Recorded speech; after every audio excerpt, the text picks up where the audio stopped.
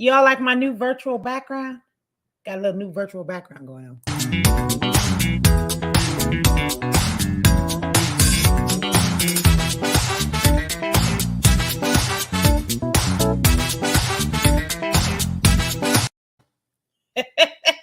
Ow!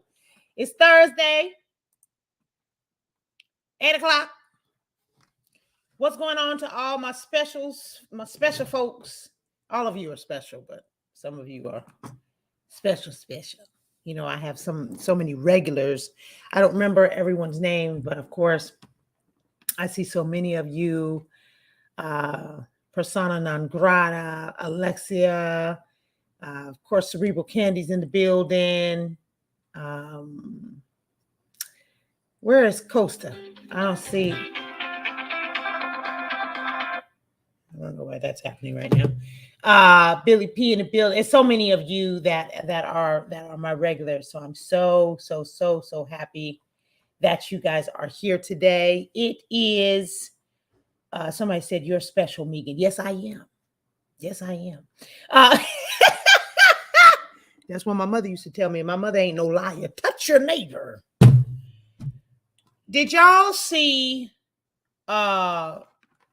Did y'all call in? You know, start calling whenever you feel like it. Okay, we're gonna be on here as long as the calls come in. Did you? Oh, let me turn this off. I was watching. I've been Cerebral Candy put me on to some serious information today. I have been like information overload. But anyways, I want to just talk to y'all. I mean, while I wait for calls to come in. First of all, I hope y'all having a good day. Okay, this is another virtual background. Y'all like my virtual background? Should we do a vote on this background? Y'all like the virtual background? I like it. You know, I like to do something different every now and then. I want to pull this up. Somebody calling. Hold on. Okay, caller, you're on the line, but don't say nothing. Okay, hold on a second.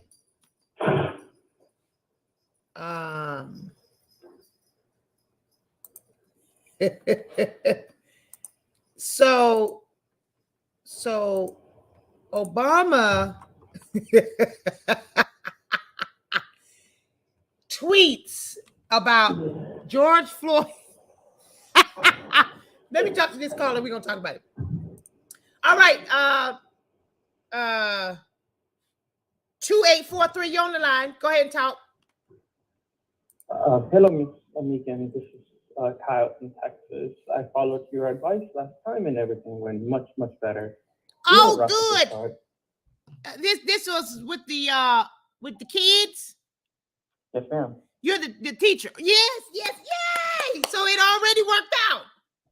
Oh yes, it was rough at first, but once dominance established, everything kind of just no negotiations whatsoever. Everything paid off wonderfully. See what I'm saying? You see what I'm saying? Once dominance was established, did you hear what he said? Once dominance was established, everything worked out just fine. See, I told you. Ain't no negotiation. Ain't no room for no negotiation with these children. Oh, bad kids coming in here playing all that music, loud music, all that kind of crap in the school. Ain't nobody want to hear that crap.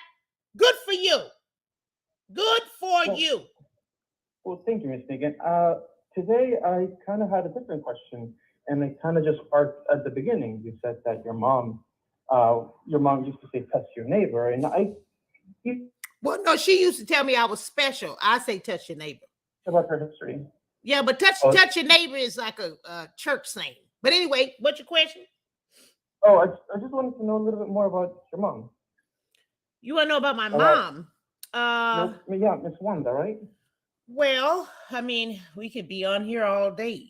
But so my mother, let me see. There's just so much. So she was a classic pianist, also a gospel pianist, and she played by ear.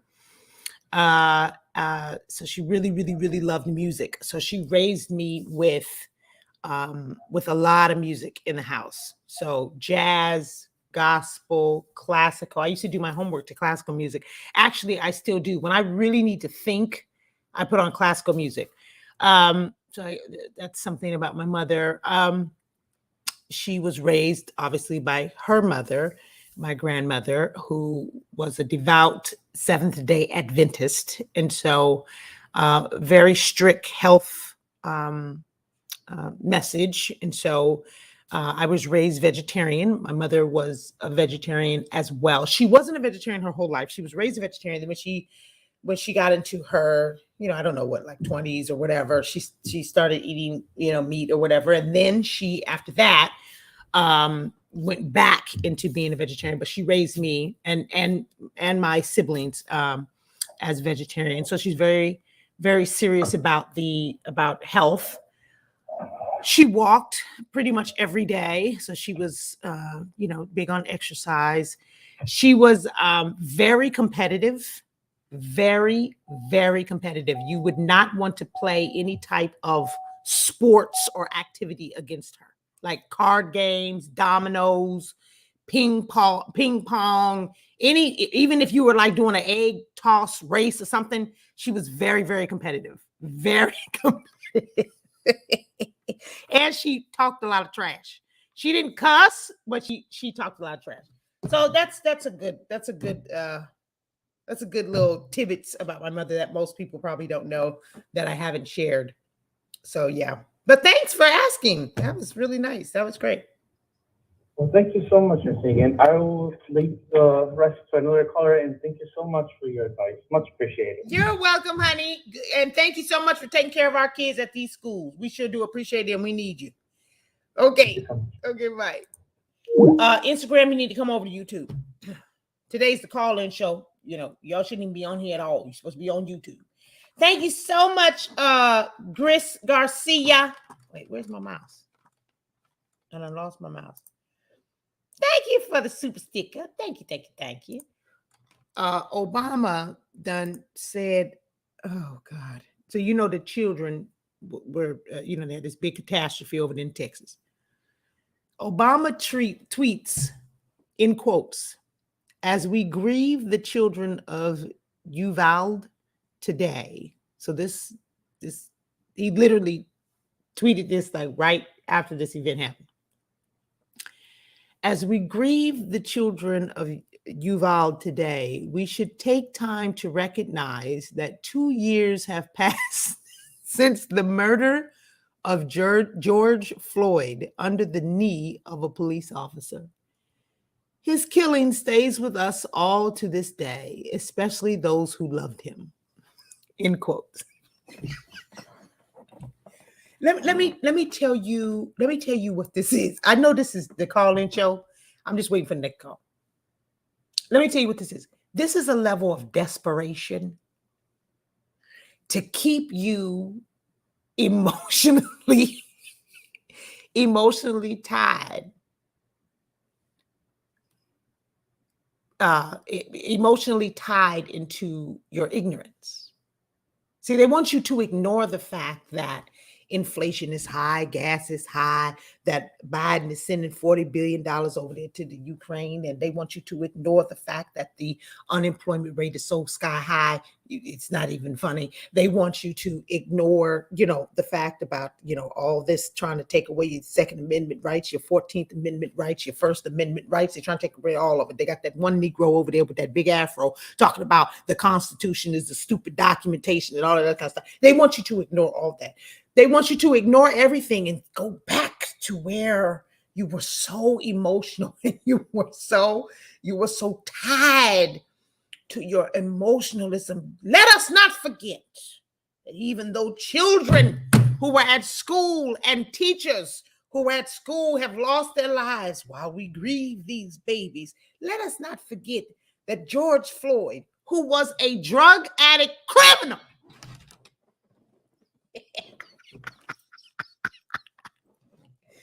the fact that he tied those two together is so low down, dirty dog. That is so low ball.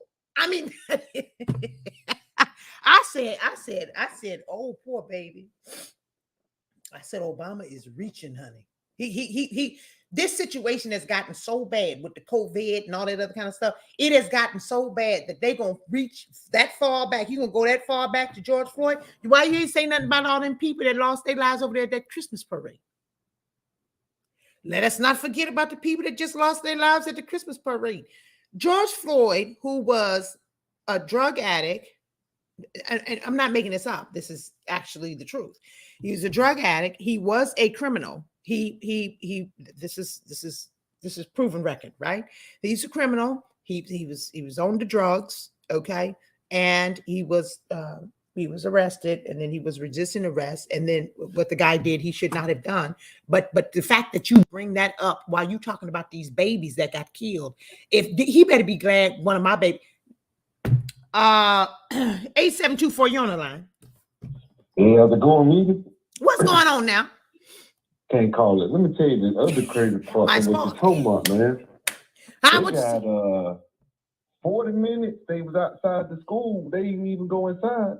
One of the daddies tried to get in there. They football tackled the man. Held him down. Took like 5 or 6 people to hold the man down while the cops is outside. Ain't nobody even go in. 40 minutes. I just found that out today. It blew my heart open, man. It's crazy. What they waiting Why for? ain't no inside? Yeah, see.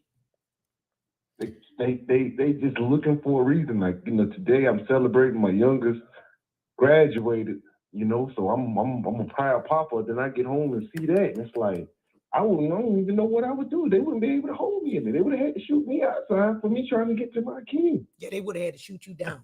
They would have had to shoot you Come down. on. Yeah, I'm glad. Well, congratulations on your baby graduating, because that's a huge accomplishment. I don't care if you graduated from 1st grade. That's a huge accomplishment. So we want to say congratulations to you, you proud papa. That is very, very good. Yeah. Now, The last of 4. That's high school. I'm done. Oh, yeah. Well, you're never done. You're never done. Yeah. You're never done. Oh, yeah. Well, But, I'm talking about. Yeah, as far as school. Yeah. I understand what you're saying.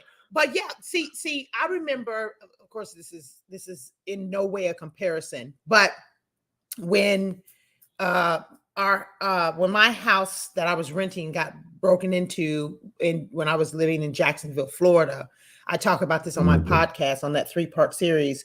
And I'm rushing to the house because my alarm had gone off and so forth and so on. And Bella and Badu were in the house. The police would not let me go in. And I was about to lose my mind. And he was like, well, we got to make sure nobody's in there. I said, well, go in there and make sure. Like, what is the damn problem? Mm-hmm. I had to wait for 45 minutes before the backup came. He had to wait for another backup. And I'm standing out there and I'm trying to be calm because, it's the police.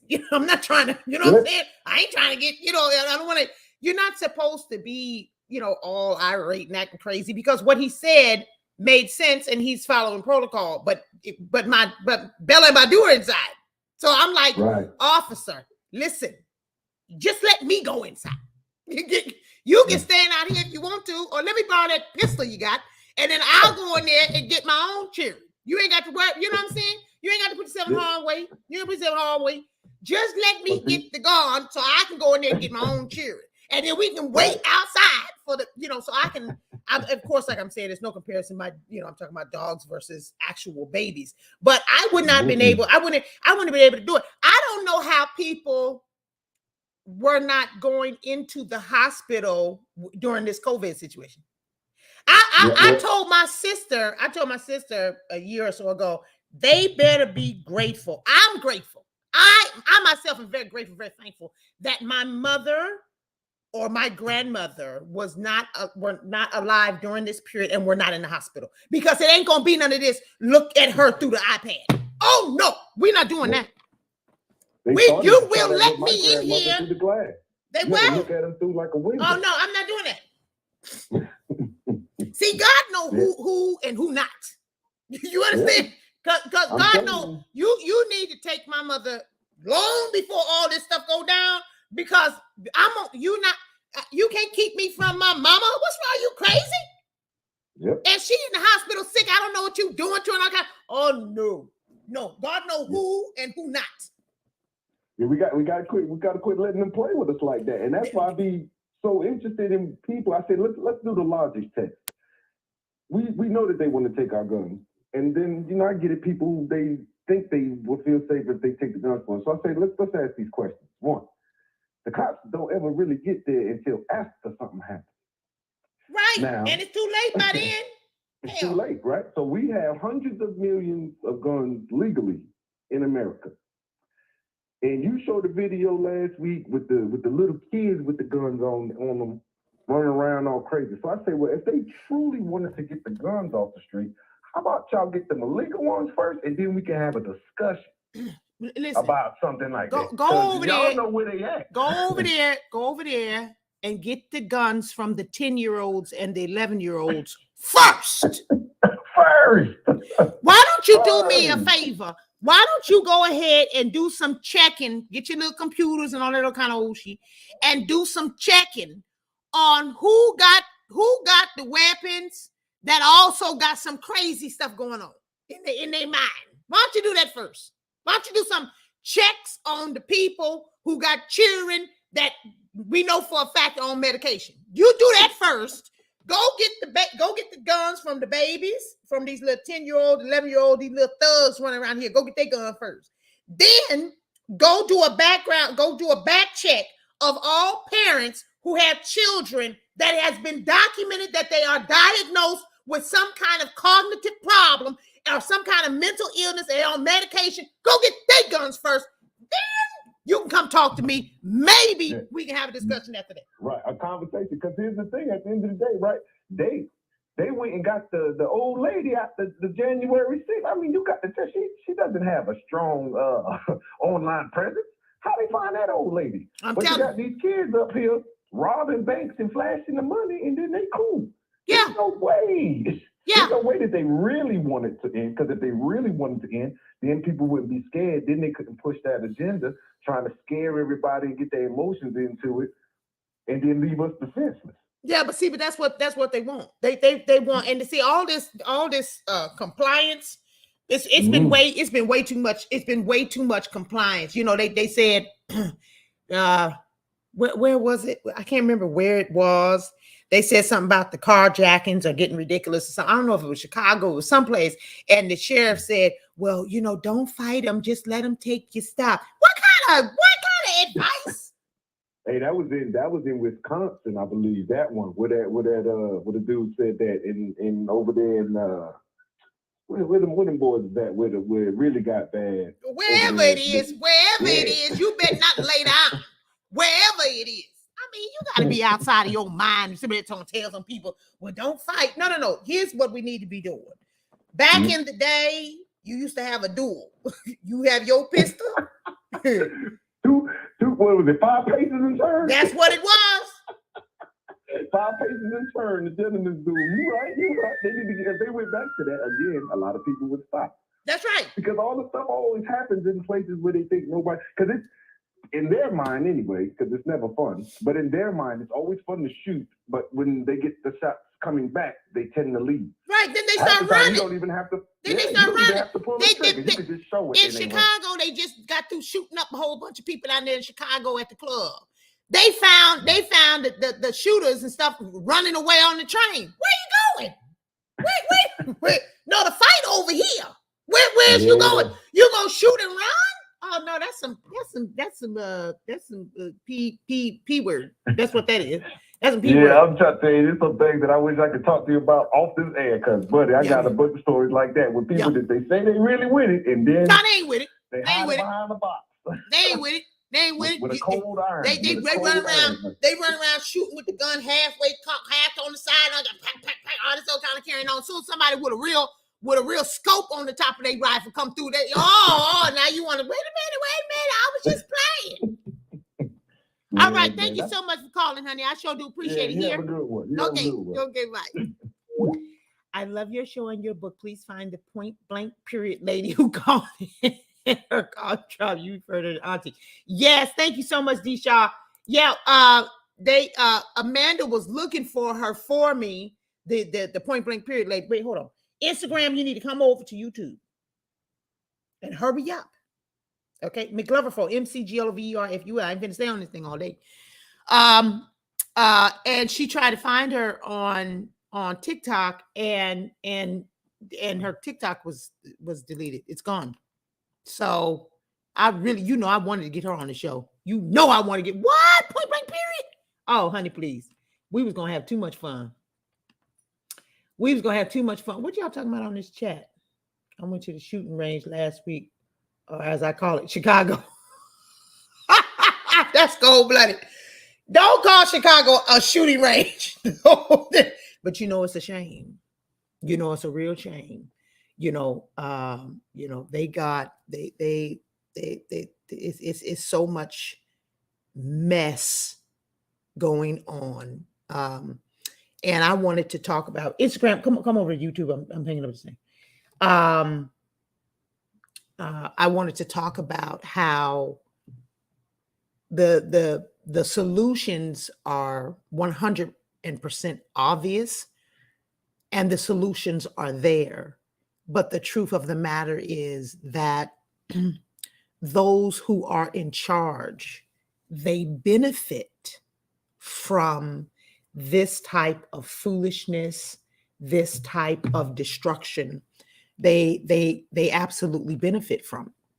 And so they're not inclined to fix anything. They want, they get paid from this type of mess. And you say, well, Megan, that doesn't make any sense. How are they getting paid from this mess? Well, there are programs that are there are programs that are in place so that, like, for example, let's say in the urban neighborhoods, there are all these programs. You wouldn't know it if you looked around, but there are so many grants and money set aside for, let's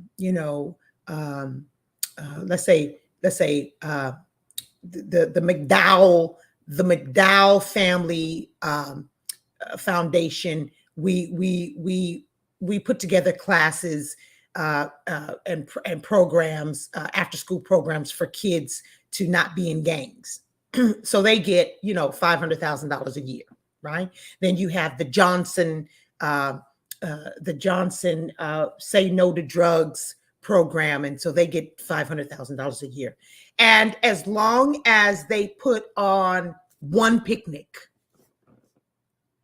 or as long as they do a food drive, or as long as they, put out some kind of a newsletter, then they are still going to get money from these policies that are put in place. You see what I'm saying?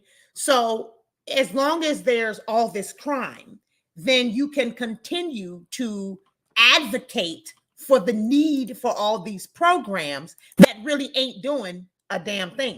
Because if the programs were doing something, you would see the difference within your community. 3145, you're on the line.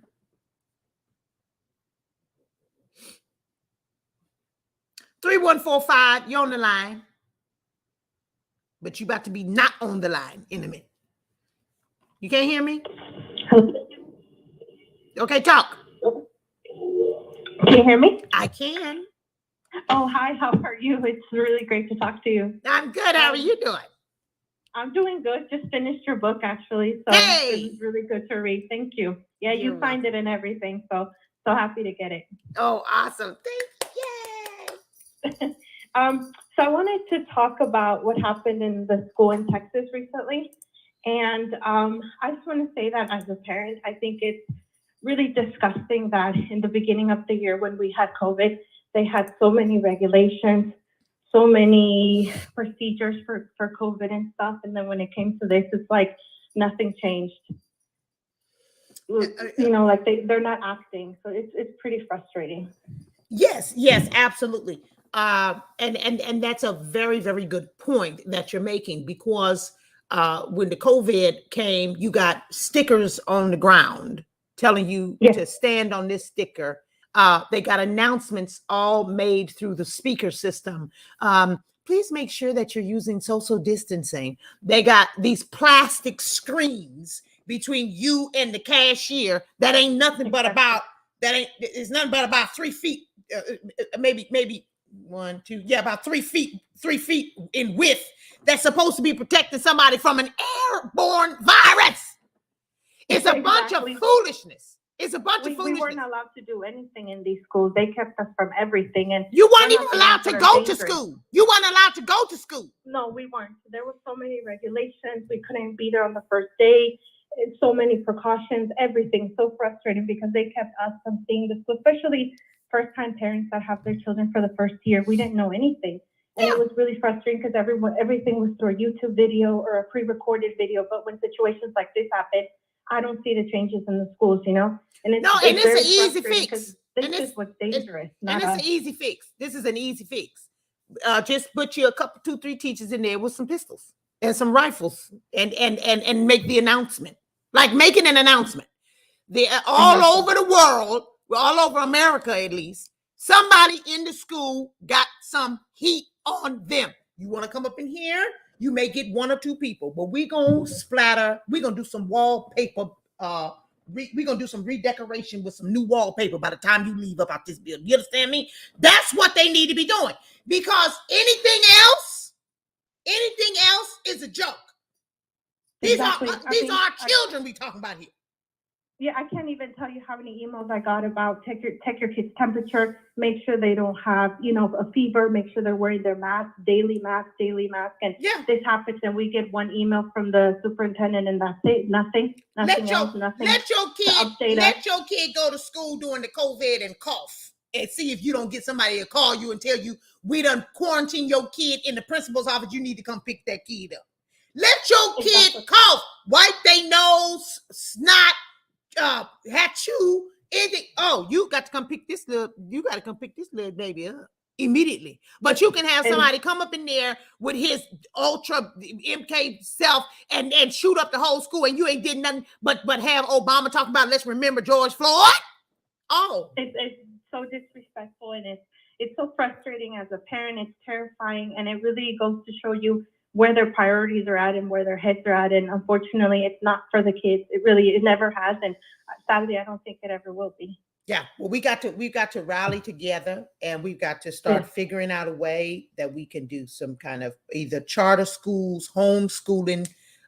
We've got to do something. And I think that if I was a parent right now today, I would really seriously get with other parents in the community and figure out a way that we could do homeschooling, and we could somebody take Mondays, somebody take Tuesdays, you know what I'm saying?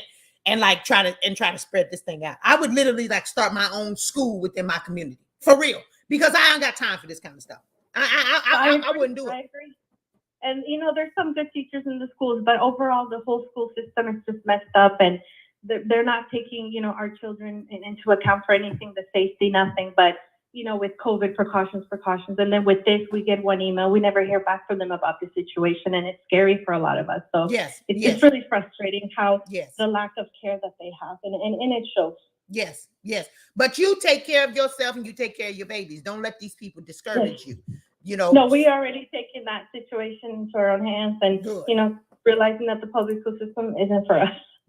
Good. Okay, honey. Thank you so much. It was great talking to you. Yes. Thank you. Okay, right.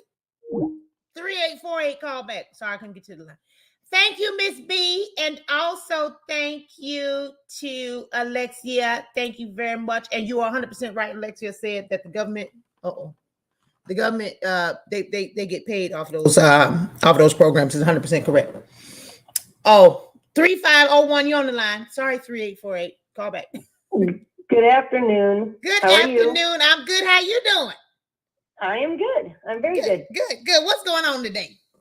I wanted to, your last caller, I wanted to just kind of give my opinions, which are very similar to hers. But it made me think, as I was listening to her, it made me recall a conversation that I had with my ex, who is a CPS teacher. Mm-hmm. And she was talking about what's CPS? Chicago Public Schools. Okay. And she was expressing that her and all of the students were just very uncomfortable with the police in the school. that they were uncomfortable, they weren't relaxed, it was hard for them to focus and concentrate. And the whole time I'm looking at that, I'm thinking, that doesn't make any sense to me. Because if the kids are in there to do schooling, why are they scared? Why are they upset? You know, listen, let me help you. Let me help people all over the world who are listening. If you're scared of the police, it's because you're doing something you ain't got no business doing. Point blank, period. Right. Point Right. blank, period. There's That's no exactly reason. There's no reason why you now listen. I got pulled over. I didn't tell you guys this story, but I guess I could probably tell you now. Well, I could tell you a little bit now because I'm really not finished with the whole situation. But anyways, I got pulled over. It wasn't a big deal. It wasn't a big deal until the officer was clearly not in a good mood. Then it was a big deal. He was literally harassing me. Like he asked me to get out of my car for no reason. He, he searched my car. He searched through my things. Then he apologized after that and told me, literally out of his own mouth, he told me after he had called other police over there and all this other stuff, he told me that, well, there's a lot of sex trafficking. That's what he said. There's a lot. Now I have Bell and Badu in the car with me, right? There's a lot of sex trafficking and drug trafficking going on, but he had no reason to stop me. That still was not, he was completely violating my rights, right?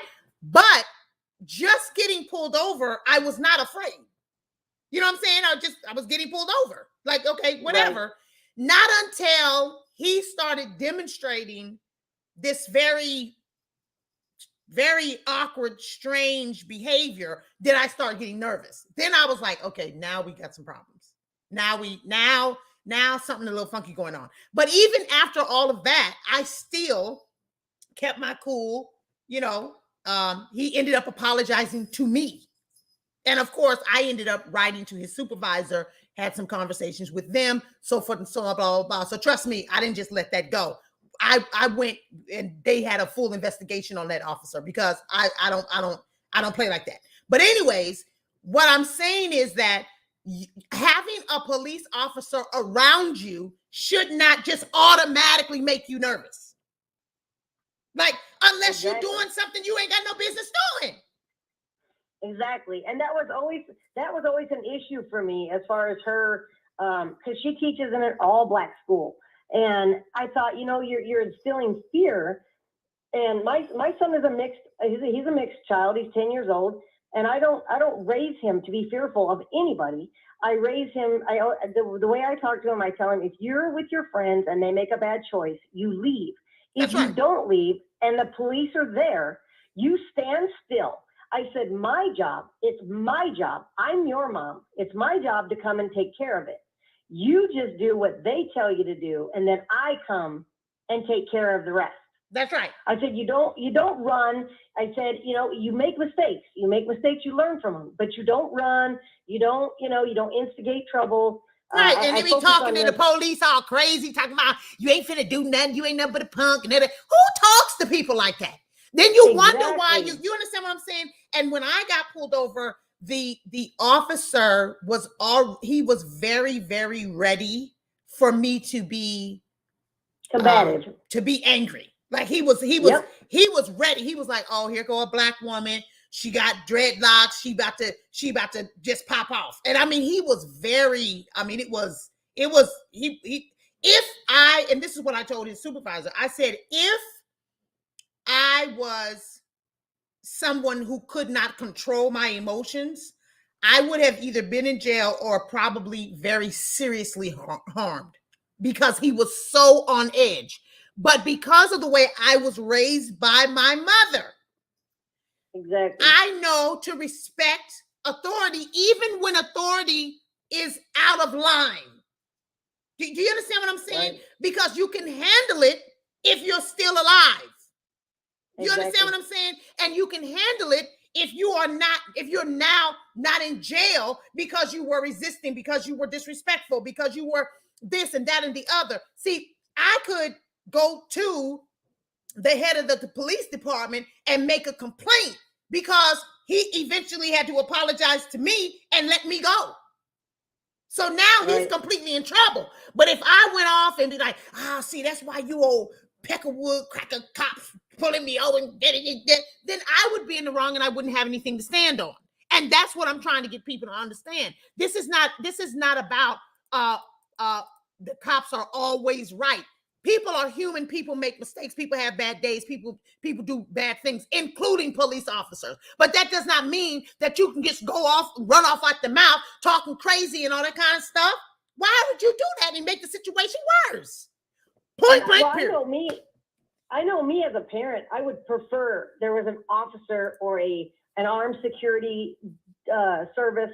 I would much prefer that with my son in a school outside of my supervision. Especially with what's going on right now. Ain't no way my kids going. Listen, let me tell you something. I'm trying to find a security guard to go to the groomers when I take Belle and Badu to the groomers and stand outside, because you can't trust none of this stuff now.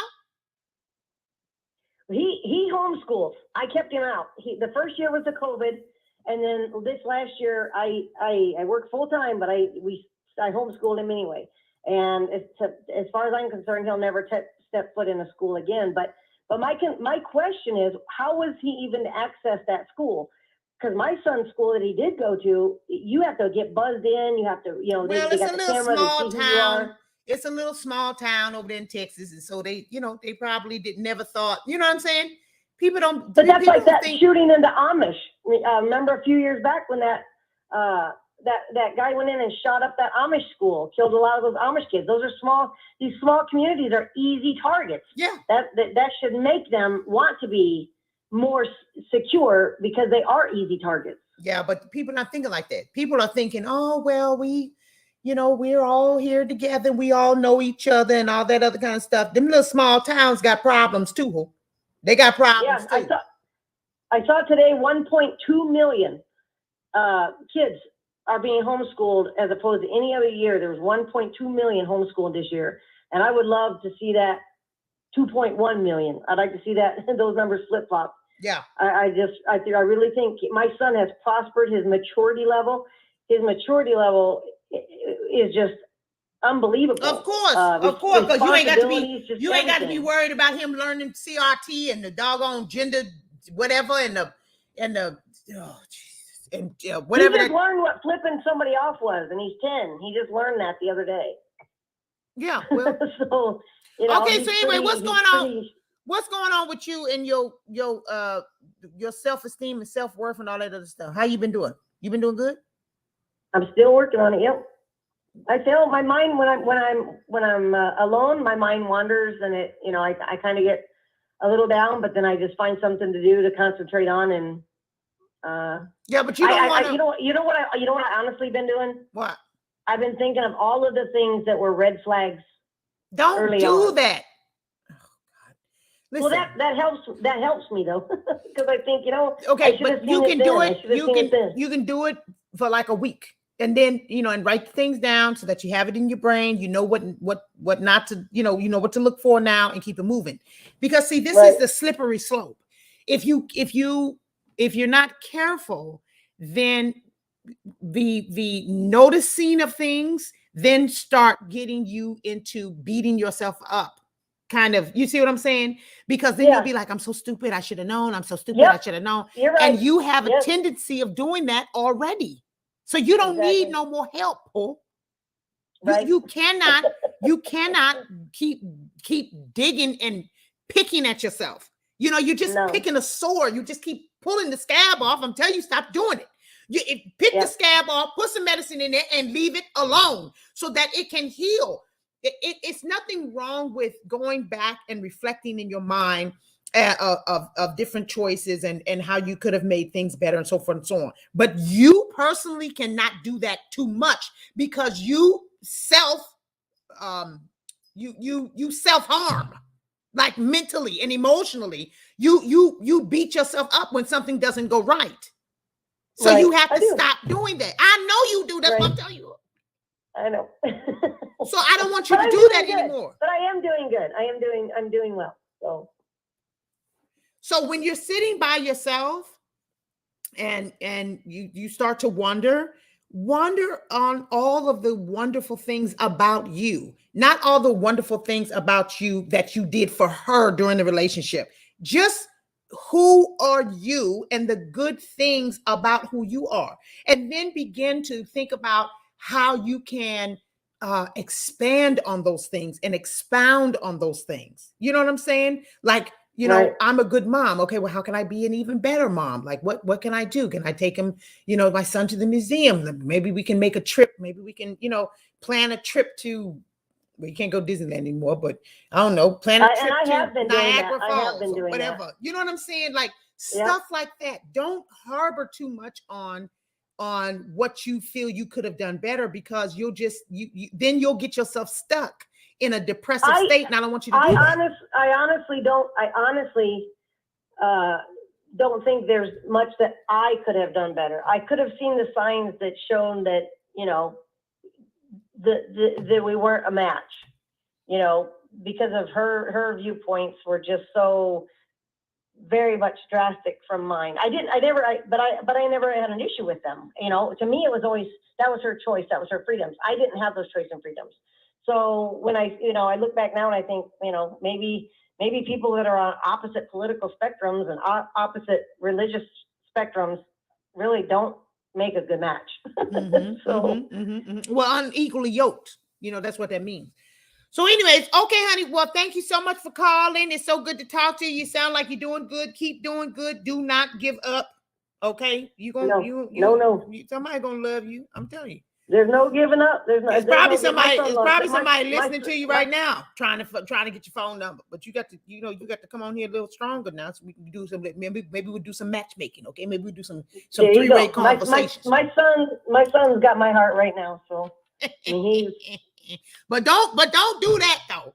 Don't get to that place where you like, oh, I'm just gonna take care of my kids, and then you're gonna grow up a lonely, bitter lady with you know, you don't want to do that with dusty. I've been warned about that as well. Yes. Yeah, we don't want that. We want you are a loving person, and so you should be in a healthy, loving relationship. You understand what I'm saying? But we want to make sure that you are in a healthy, loving relationship. Once you have healed, you see what I'm saying? Right. We don't want you to just jump into it. You know what I'm saying? We're gonna keep working on it. We're gonna keep working on it. We'll keep working on it. There ain't no jumping. I'm too old to jump. That's right. Okay, honey. I'll talk to you soon. Let me get this other call. Okay, take care. Okay, bye. 8991, you're on the line. Hello? Never mind. That was a troll. Can't take that call. Wait, let me see if I can block that call. You know, I'll be writing down numbers, so blickety block. Bunch of hoes. Okay. Natika, thank you so much. Thank you for that super chat. Point blank period. Okay. Now somebody else was trying to call and I missed it. It was like 7838 or something like that. Anyway, you better call back. So yeah, you know who that lady was, right? That was the lady who had the black girlfriend. Remember? Yeah, that was that lady. So anyways, yeah. So you know, this mouthing off with the police. Okay, let me get this call. 4250, you're on the line. Oh my God! Hi. Hello. What's going on? Oh, I'm good. Okay, talk. Oh, sorry. Oh, this is my girl. What's going on, sugar? AKA Nicotine Forever. Yeah. What's going on, honey? This is I'm good. Okay, what you want to talk about? I don't know anything. I've been writing my thing you told me to write about. What thing I told you to write about? Could you be a little more specific? Like a review. Oh, yeah, the testimonial. Okay, good. You've been writing it? I didn't finish. Okay, well, when are you gonna be finished with it? It's gonna take me a while. Well, girl, what did you calling on here for? Do you want to give a verbal testimony? That's what you calling for? Maybe. Because it's just I can't express the words that I want to say. Okay. So do you want to express? So that's why. That's why it's hard. Well, do you want to tell people who you are, or because you kind of like talking in code? So I'm trying not to say who you are because I don't know if you want me to say that. No, I just said I'm Nicotia Forever. Okay, well, this is Nicotia Forever. Yeah. And she's calling in, and she's one of my coaching clients, and she's working on her testimonial, and she's basically saying that she can't put into words her testimonial. So I guess she's just calling to let me know that. Is that what you call it? I mean, I just was listening. I was listening to the previous person, and I couldn't believe you just said that to this lady that you were. That I was you what? didn't want it to be bitter. Wait, what? I can't understand what you're saying. No, you said something about dusting off something on her. Oh yeah, well, that's the truth. Because see, this is what you have to. This is very important. Okay, because see, what happens is when women get hurt, they decide to recluse, and there's nothing wrong with that as long as you are doing that because you're in your healing process, right? You're the saying of you never get you can get over the last one by getting under the next one. That has its perks, but that is not the actual way of true healing, right? Okay. Now, that being said, what happens, however, is women, when they get hurt real bad, what they do is they say, oh, screw it, I'm just going to be celibate. I'm just going to take care of my kids. I'm just going to take care of my career. I'm just going to do whatever. And what ends up happening is, because human beings are not created to be that way, what ends up happening, it's nothing wrong with you being celibate, but when you're celibate because you've been forced to be that way due to pain, then you end up becoming a bitter old lady. And I write about that in my book. You become bitter, and then that cooch dries up, and then by the time you ain't bitter no more, don't nobody want all that dust. You understand what I'm telling you? So I'm just trying to help you. You don't want to, and that's why I was telling her, that's why I was telling the last lady that I'm serious now. You don't want to get so, you know what I'm saying? And it's also not good for your children. It's not good for your children to be like that, because when you put all that attention on your child like that, and you don't have none of your own personal business, you ain't got nothing to do, then you become one of those helicopter moms where your kid can't go nowhere. And especially a little boy, you don't want to do that, because he'll you know what I'm saying? You'll be hovering over him, and then you're going to turn into one of them mother-in-laws that people cannot stand, because every time you know what I'm saying? The boy going out on a date or something, here she is over there trying to fix his tie, and and oh, well, here, put this cologne on, it smells good. Ma'am, please move, please get from over here. Get from over here. So that's why I was telling her that you don't want to be alone for too long, because you're alone and then you end up being lonely. Okay. So and ain't no reason for all that. There's 7 billion people on the planet. Go find you somebody. You ain't got to find the wrong person. I ain't telling you to just jump into bed with anybody, nor am I telling you to jump into bed, period. But have some kind of relationship. It's nothing worse than an older lady, an older woman who has not been. I dated somebody. I'm gonna tell you this real quick. I dated somebody, and her mother had not been on a date. Her mother had not been on a date for over 20 years. And this lady was a freaking tyrant. She was some fake ass pastor. And when I say fake, I mean fake. She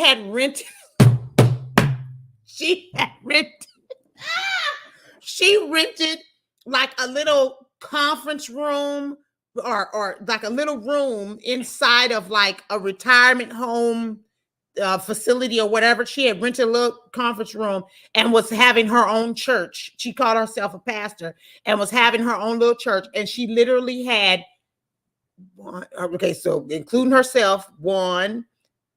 She had no instruments, no piano, no choir, no nothing. So herself, when we went there to visit, because she wanted us to come to her church, right? You guys need to come to my church. You need to come to my church. So it was myself, the girl I was dating, which was her daughter, the preacher lady, and one other person in this entire room. And this lady was up there preaching like she was really doing something. I mean, and every single word that came out of her mouth was, was something having something to do with, Jesus or the Bible. She was a freaking loon. Like she could not have a regular conversation. And I told the girl I was dating, which was her daughter, I said, your mama needs some DICK immediately. I've never met somebody that needed some pipe so bad. This lady needed some pipe. I didn't care where she got it from. I don't care if you get on Tinder, honey. The first swipe, take that. Whatever you can find. I've never seen somebody that was so, and she was just all up in, her daughter's business. I mean, she was just a loon because she didn't have any of her own personal business. She didn't have anything to do. So she just immersed herself and literally drove herself damn near crazy. And then she drove everybody else crazy. And then I'm going to tell you something else about that same lady. She was, of course, 110% against homosexuality, right? Which is not a big deal, whatever. A lot of people are, whatever. So anyways, but it was so funny because she had 2 children and both of her children were homosexual. She had a son, he was homosexual, and her daughter was homosexual, right? Okay. Then she had a nephew that was also homosexual. So obviously somebody, they prayer ain't working. All that prayer they doing wasn't doing no good. So anyway, so this lady, this is how much of a lunatic this lady was. This lady told her nephew, because her nephew was homosexual, right? But he was grown. He was, in his 20s or whatever. She told her nephew that he needs to put some... She told him that he needs to get away from homosexuality. And in order to get away from homosexuality, he needs to put some anointed oil on his penis to tame. Oh my God. Wait. These were her exact words. He needs to put anointed oil on his penis to tame it. I said, this lady is so far removed from penis that she doesn't understand that putting oil on a penis is not going to tame it. I don't know how long it is that this lady has been close to one, but honey, oil and penis don't tame. That's just going to get, that ain't what you want. That ain't what you want. So this lady was completely removed. She was a lunatic. Like she was crazy. I didn't even talk to the lady. I just tell her, hello, how you doing? But I wasn't trying to have no conversation because I ain't got time for that kind of crazy. I don't have that kind of time. You understand what I'm saying? Honey, let me get this other call. Oh, they hung up. Okay, you want to say anything else? Because I'm about to hang up. Okay, so I'm just gonna make say the first statement that I wrote already, but I'm looking for like the flow. Well, I can't write it for you. Are you calling up here so that the people in the chat can tell you something? It's just like I'm having writer's block. That's all I'm saying. Like I don't. Well, we can't help you with that. Can I just? Yes, go ahead. Yes, okay. Go ahead. Words alone cannot express the multitude of appreciation and gratitude I have for you. Oh, that's it. See, that's what I'm saying. I can't. Oh, you got more than writer's block, honey. You got one. You wrote 1/2 a sentence. Don't call back until you're done. Don't call back until you got 5 sentences. You got 5 sentences, you can call back. You this is not good. This is. S no Ben. Other things, but No. I don't think it has that flow. No. We're hanging up now. Okay, I'm gonna take this other call. We're hanging up. Okay. I love you, honey. I'll talk to you later. Okay, bye. No. One sentence, and it was a half a sentence with a comma on it. 4695, you on the line.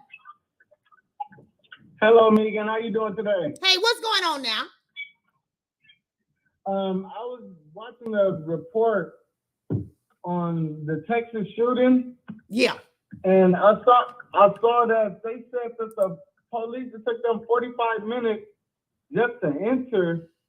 Yeah, that's what the other fellas was saying. I mean, I don't understand, but I know there's probably some kind of protocol or something like that. But they said that the guy who did go in there and take the shooter down was one of the patrol, what's it called? The what's it called? The border patrol. One of the border patrol people. Yes, and it's like I don't know what it is about this, like these mass shootings, but it's like crazy that they keep talking about like every shooting is gun control. But I feel like the solution is that we just need a lot more independent people, not just protected, but understanding the value. And if you have your kids in school, you need to make sure that your kids is protected. I saw this lady that had a bulletproof vest, a bulletproof backpack for her children. Like that thinking smart. Like if you're not thinking stealthy right now, we're all in a war as individual citizens. We are in a war. We like cannon fire to these people. Yeah, no, you're right about that. Now I will say that that child is gonna have some very serious calf muscles because walking around with a bulletproof backpack. Poor baby. But no, we have to be more vigilant. I mean, we're gonna have to do something because in particular, I don't know how long Biden is gonna be in office, but Kamala ain't no better. And we know that Nancy Pelosi ain't no better. So for the next, at least 3 years from what I can tell, or next 2.5 years or thereabouts, or depending on what we do with these primaries, we're gonna have to really, and you know what? Let me take all that back. I'm gonna take all that back. We're gonna have to really, really get tight because what's gonna happen, even when let me speak it into existence. Even when the Republicans get the state and the Senate or the Congress, even when they get a hold of it, the liberals and the Democrats are going to be so angry that it's probably going to get worse. Yeah, the shootings and all that kind of stuff is probably going to get worse. I'm be honest with you. That's why it's like I do see that like this is something they can play on and just seem like, oh, this is normal. Remember, we had it all through Biden, and like they're trying to make it seem like, oh, it's been going up since Trump got reelected or whatever. Like I can just see how everything is going to play out, and it's like people are really vulnerable and just thinking, okay, it's going to be just like the good old days eventually. No, we are in a different era in America. We are in a different era. Yeah. And the one thing that I just can't understand is, and I really do respect the fact that you point this out about women and like dealing with these like soft, weak, and not so thinking men. Like, I have a question for you. I've been noticing that a lot of men have been a lot opinionated, but no action. They just been doing a lot of talking. Just a lot of talking. So I have a question. Is it wrong as a woman? Is it wrong for me as a man to feel any woman messing with a weak man that is showing her values? Like if he's just talkative and just always opinionated, like I should just say, hey, you don't have no values in men because these are the type of men that you accept. Like I noticed that a lot of women feel like they have to be sensible to men's sensitivities. Megan, a woman can say many things to me. I wouldn't care. Like for some reason, women, well, like, y'all have a lot to say your opinion, but you guys don't pretty much put like a solid thing on men, and a lot of men has been using that same thing to push on y'all, like their opinions matter about y'all, and it's like weird, like y'all position. That's y'all position. Yeah, no, I understand, and that's a very, very good question. I would just say this because it's so interesting. I just had a very good conversation earlier today with Cerebral Candy over the telephone. We were talking about this exact same thing. And the point that he made, which resonates with me very, very much so, is that when the father has been absent from the home, and when you have generations of the father being absent from the home, you tend to not have examples. Now, not just the father, but any male figure of any kind. No uncles, no granddaddy, no brothers, you understand? So when you have that, you have so much of an example of what women are, what women do, what women feel. You don't have a good balance of the opposite. Do you see what I'm saying? And so for women, it's loud over there. So it's all right. Okay. So for women,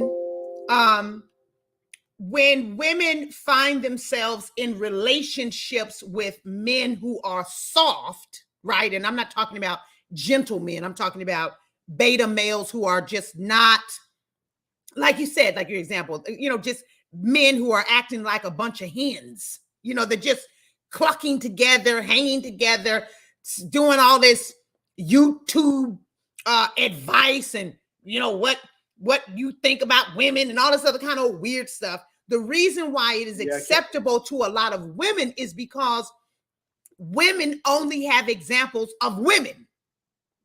And so they don't know that this is not a man thing to do. See, for me, I have plenty of examples of men in my life now, currently, and of course, when I was younger, I had a lot of uncles. I had 5 uncles on my father's side.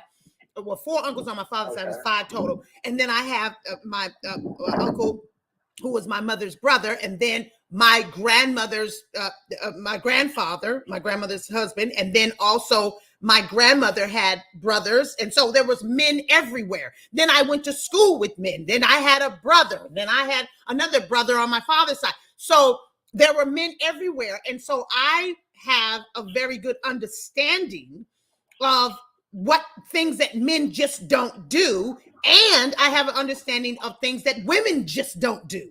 You see what I'm saying? Yeah. But the problem is that a lot of women do not have this example. And so they think that when men act like women, it's just a sensible, logical man who is also, he understands and he's aware of his feminine side, which is actually not, which is not correct. It's just, he's just acting like a female because he has been raised by females who don't know how to raise and how to bring forth the masculinity in the man. You understand what I'm saying? So, I understand. So when you look at these women, I don't want to tell you what to do, but have a little more empathy, or sympathy, not empathy, but a little more sympathy. They're not so much not having good values. It's that they just don't know any better. You understand what I'm saying? I just don't like, it's because a lot of women, like when they be like presenting the problems that they have, men show exactly how much men have been in their life based on how they do with women in regards to like having kids and stuff like that.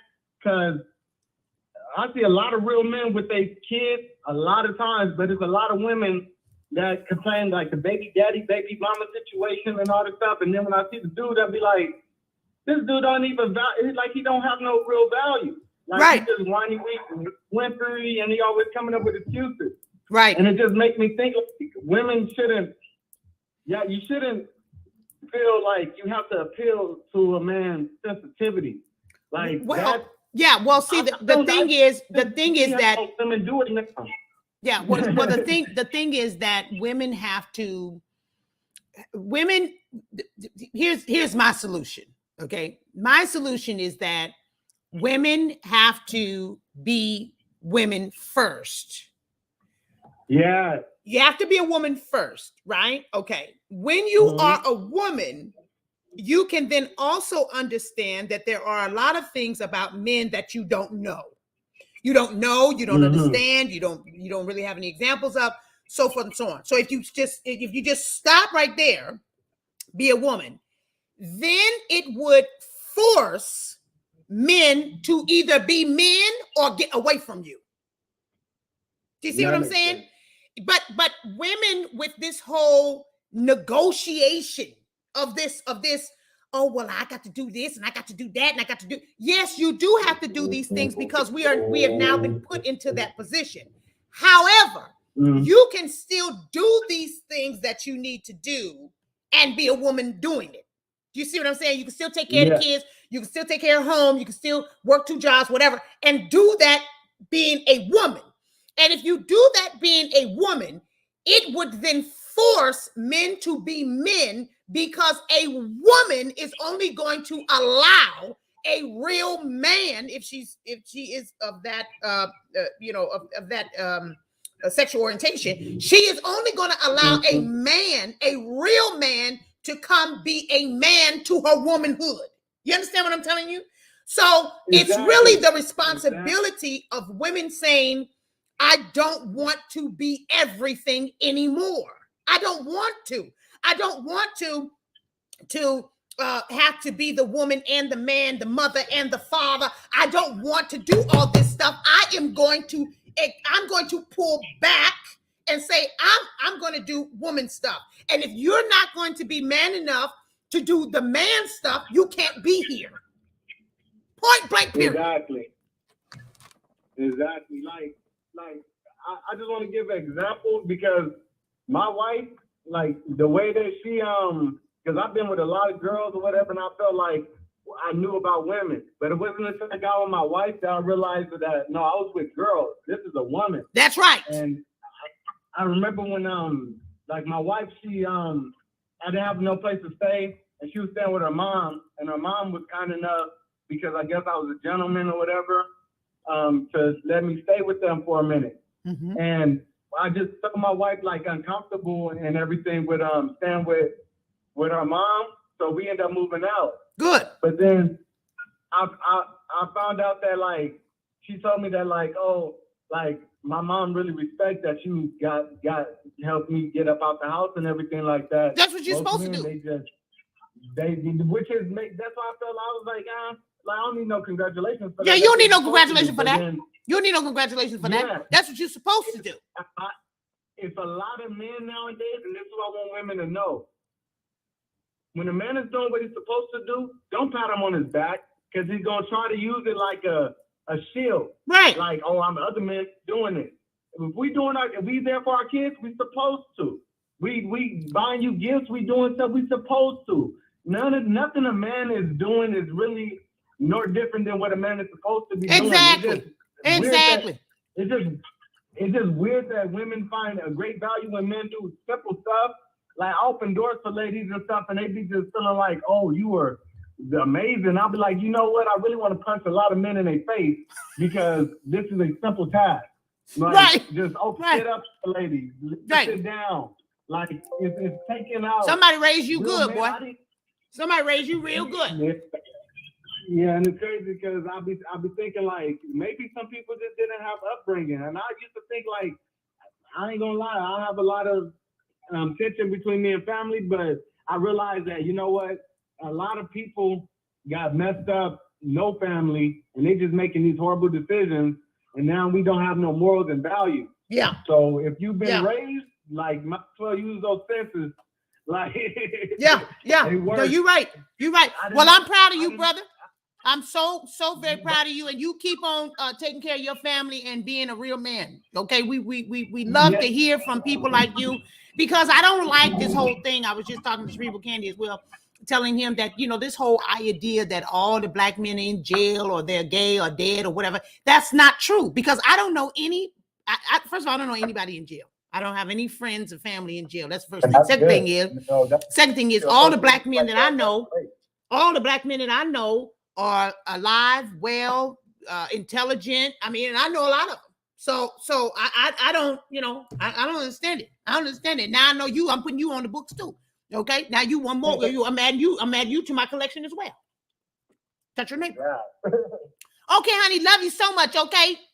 Thank you so much, Megan. Okay. Stay safe and keep it on them. Keep the heat on them. You know I will. Okay. Bye. I love it when the people call in. What is y'all over here talking about on this chat? Somebody said something. No, I'm not picking you up again. Move. Get away from mommy. Get away from me. No, then move. No, but you keep messing up your hair. You look crazy. What's y'all talking about? What y'all over here talking about? Let me read these comments. They didn't like the free shirt. Oh, did y'all get your the people who won the I gotta call that lady Rita. The people who got the raffles, did y'all get your shirts and your books and stuff? I ain't hear nobody say they got their stuff.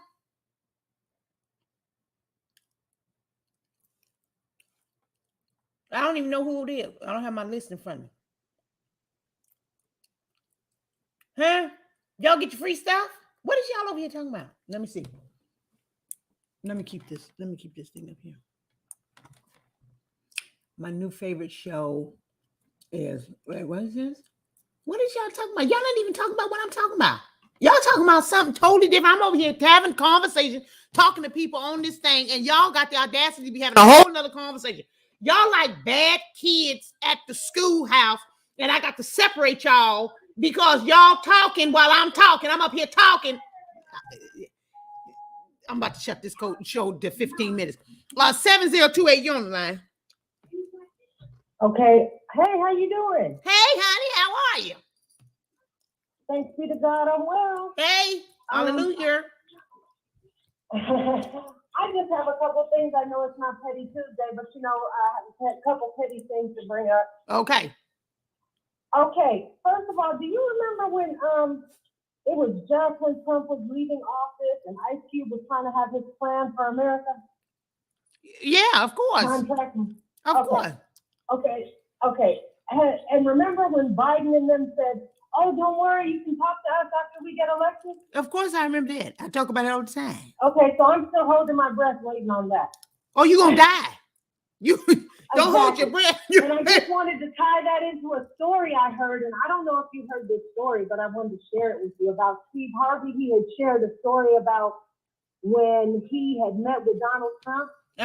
What's the story? Did you hear that story? And when they immediately had called him to work with the transition team for Obama, and he met with Trump's transition team. I remember when he met with Trump. I remember that. Mm-hmm. Okay, so I don't know what it's going to take people to realize that you can't continue to be prejudiced and continue to look at things through that lens, that we're waiting for the great black savior to come to us in a certain package with a red bow. Well, wherever we have an opportunity, we need to get in where we fit it. That opportunity has come and gone. Okay, so what I'm getting at is there are so many things that are coming up, and I don't think people realize that all of this stuff is, like you were saying earlier, how planned out all of this is. As far as all of the chaos and all of the things that are going on to keep our attention from what's really happening. The inflation, our kids aren't learning anything. Well, they're learning things, but they're learning things that we don't want them to be learning. And they're taking away from the middle class to make sure that there are as few middle class successful Americans as possible. And this is basically a war on the middle class. But we already know that. But what I'm saying is the opportunity that was presented during this last election, hey babe, is not going to come up again. It's gone. Yeah, that opportunity is gone. if black folk, where y'all going?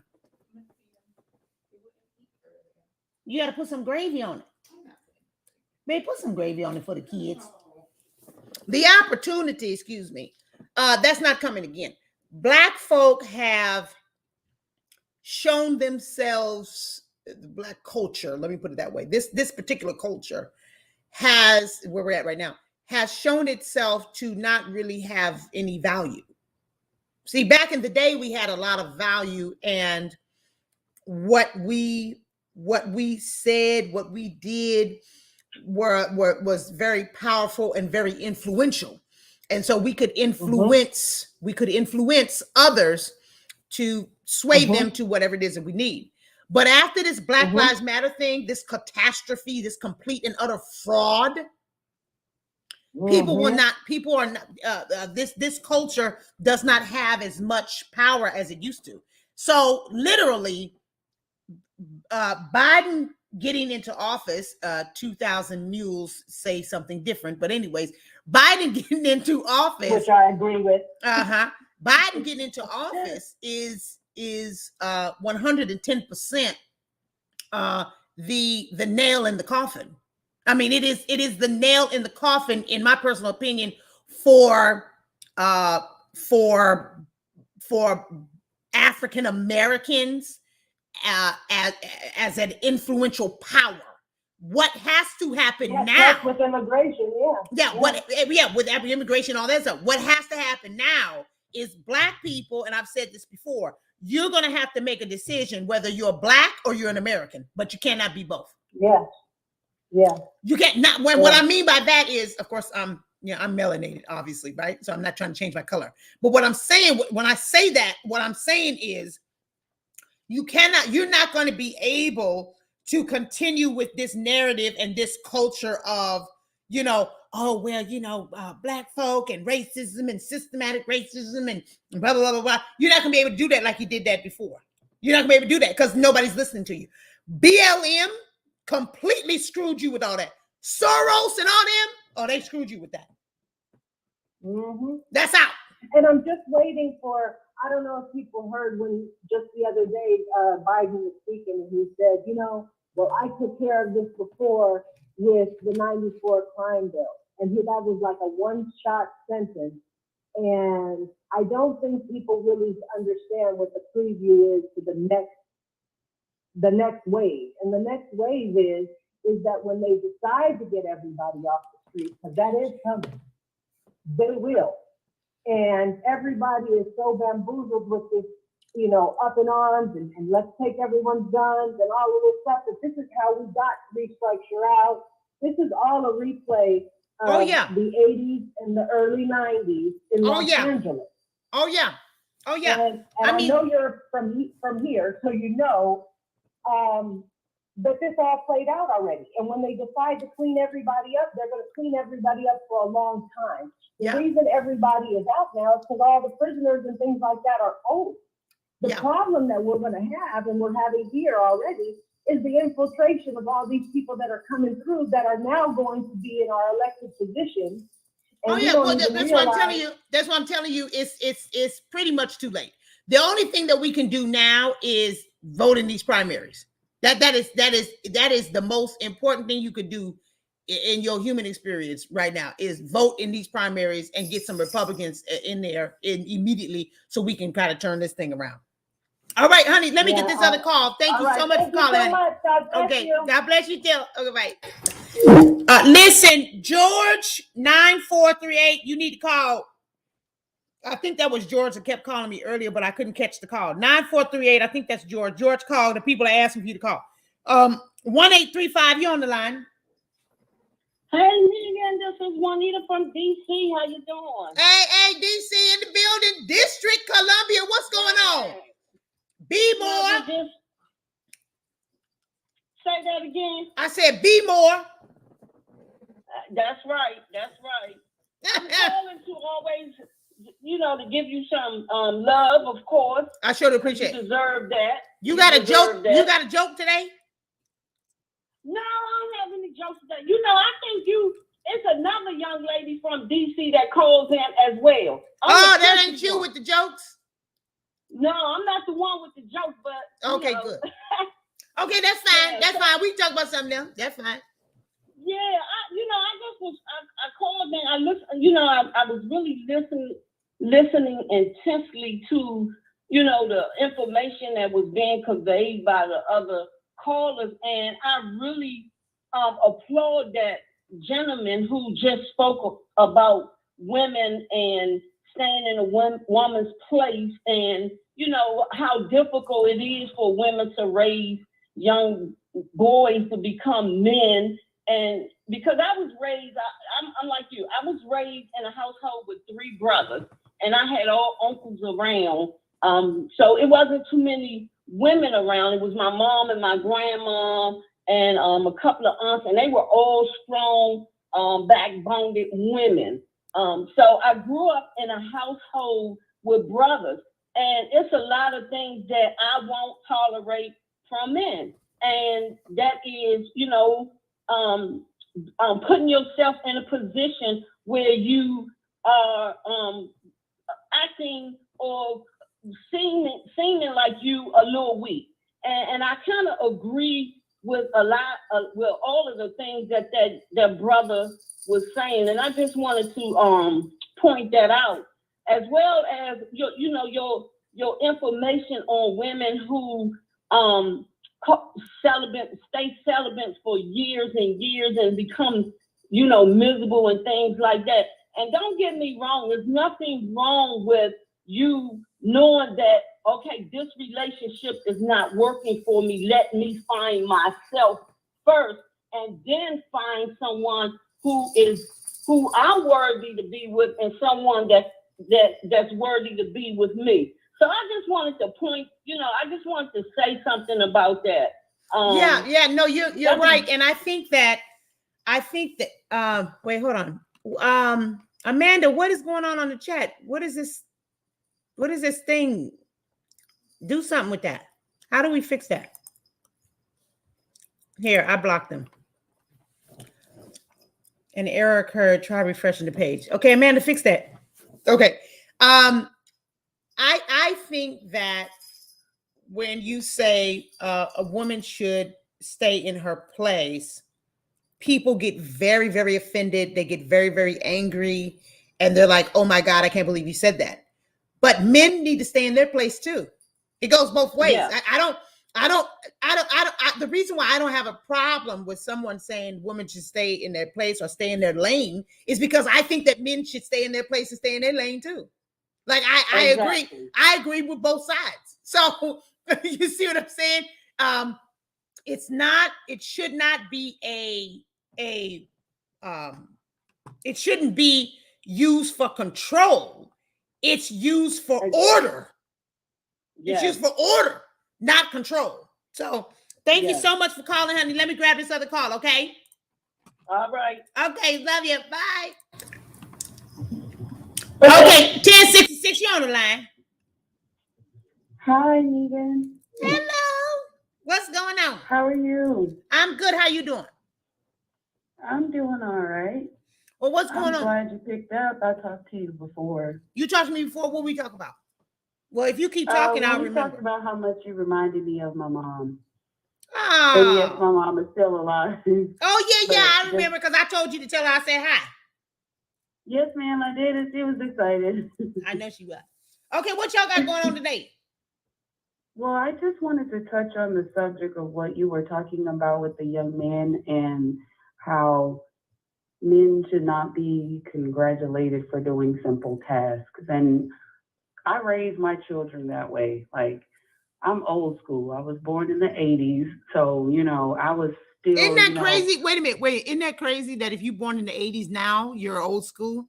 Where old school used to be, you was born in like the 40s.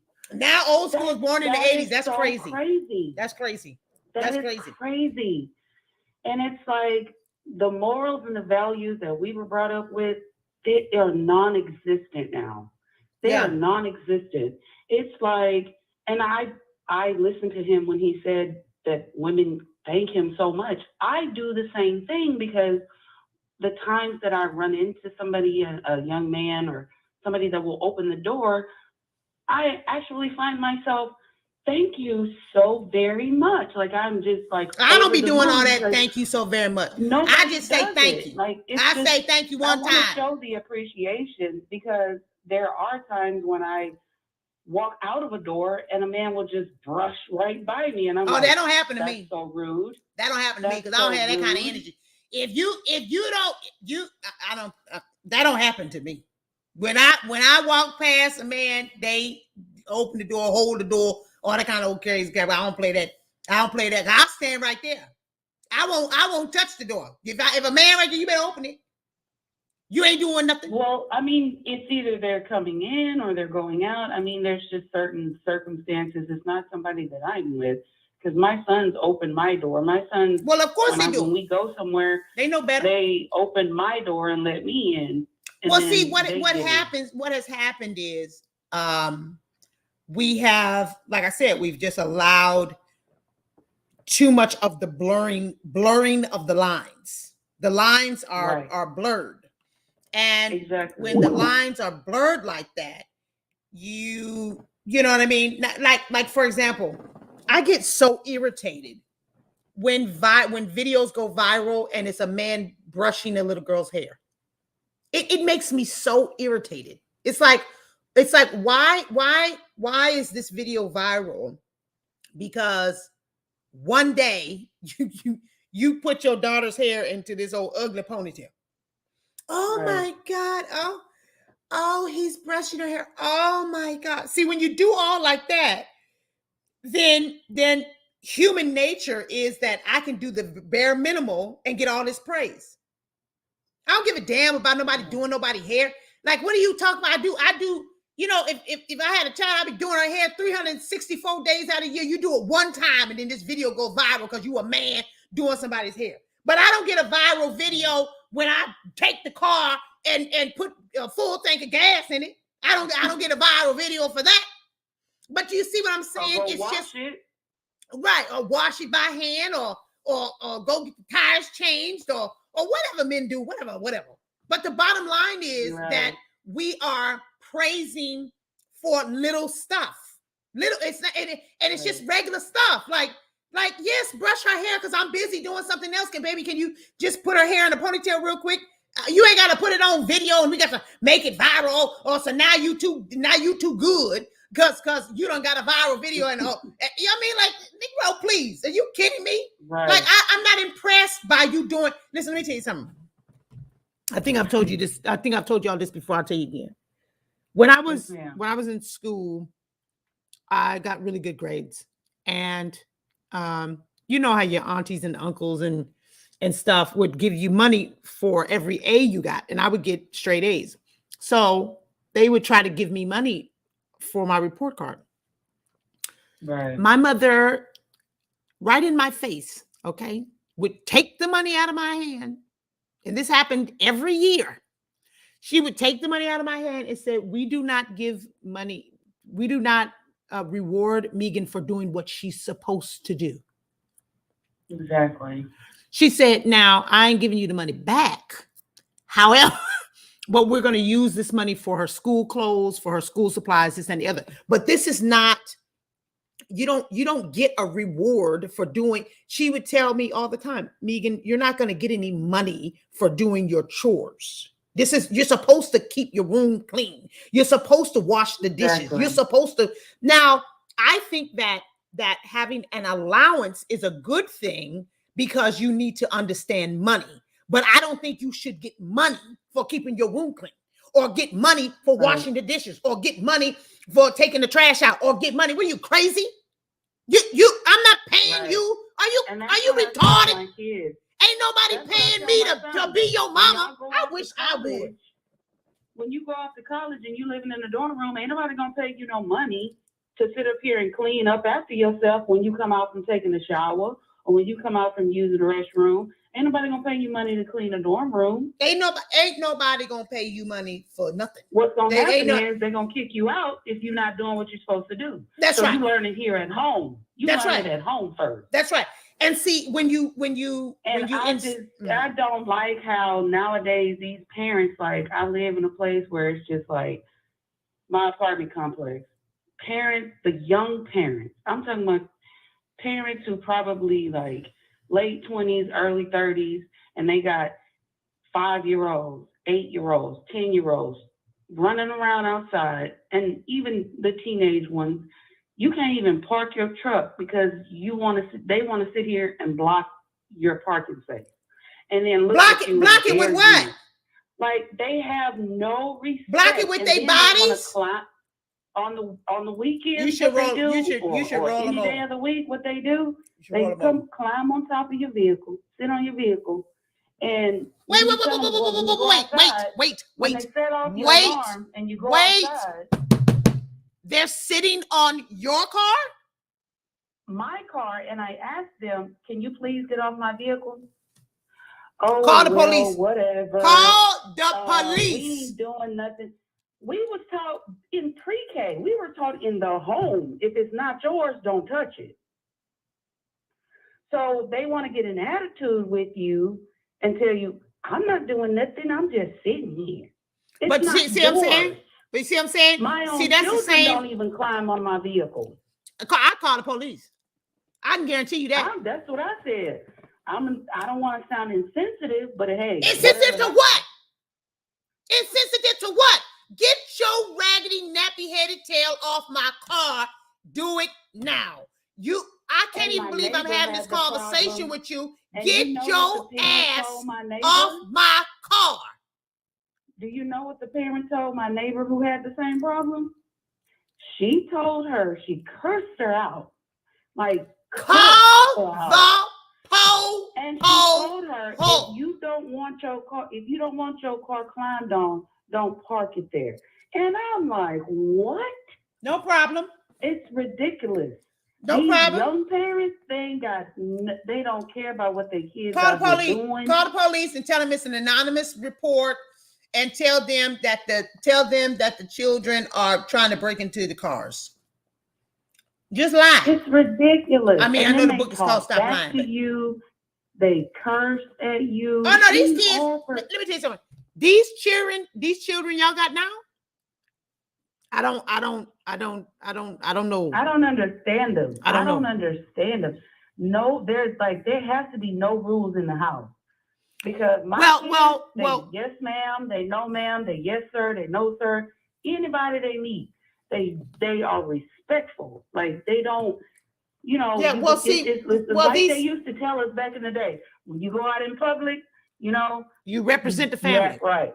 Yeah, well, because you represent the family, but now there's no family. In public. But now there's no family to represent. See what's happening. What has happened is the Democratic Party from the 1960s until present has purposely taken very serious and direct action towards the family, the nucleus family, to separate it, because they knew that by human nature alone, it was going to begin to fray. It's going to fray. It's going to unravel. And you can do this for 1, maybe 2 generations to get away with it. But we're talking about 4, 5, 6, 7 generations of single parent living. Over and over and over and over and over again.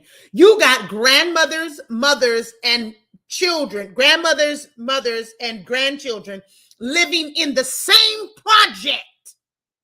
They're all single parents with several different children by several different men. And you think what's going to come from that? What kind of product do you think is going to come from that? It is 110% going to be a piece of garbage.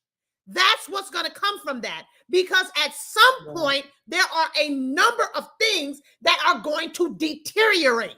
One thing that's going to deteriorate is you no longer have the option to say, just wait till your father gets home. That right there used to scare the pants off of people all over the world. Exactly. Oh, just wait till your daddy get home. Or wait till your grandpa get home. Or wait till your uncle get home. or wait for your big brother to get home. There was always someone there that was there to enforce and reinforce discipline and order. Always. Right. So even if you have a couple of generations where it was a single parent. So, like, for example, in my household, my mother and father divorced when I was 7.